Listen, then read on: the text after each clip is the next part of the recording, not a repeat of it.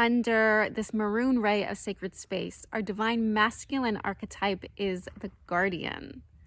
The guardian teaches us boundaries and shows us how to maintain the boundaries, protect the boundaries of our sacred spaces.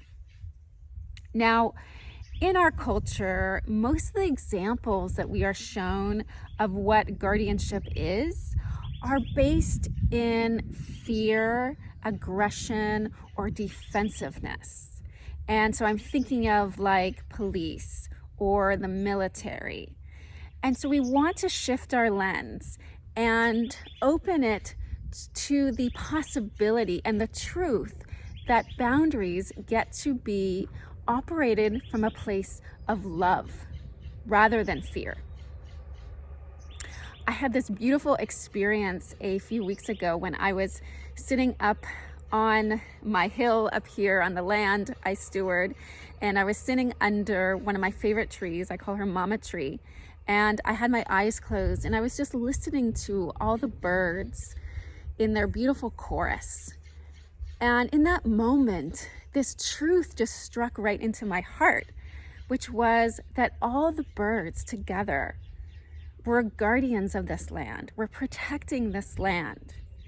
And I could feel how much they loved this land together and that they served together.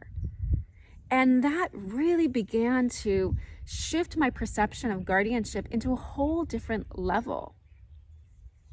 Boundaries are loving to ourselves and others.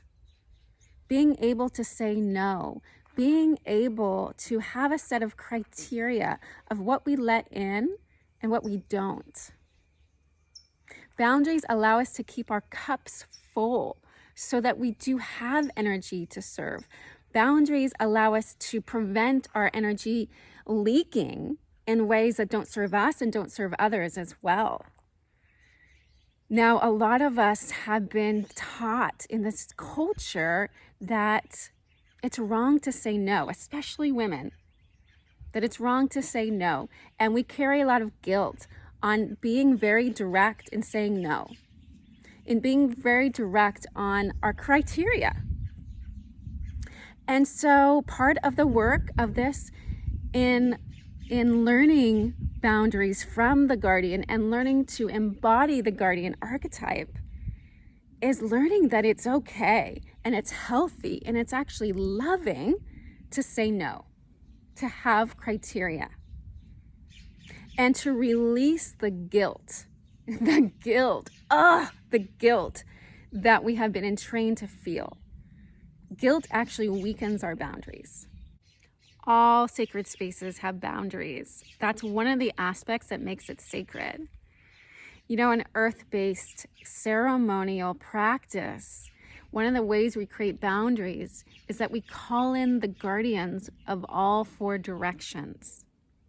Those elemental energies and beings that are natural protectors.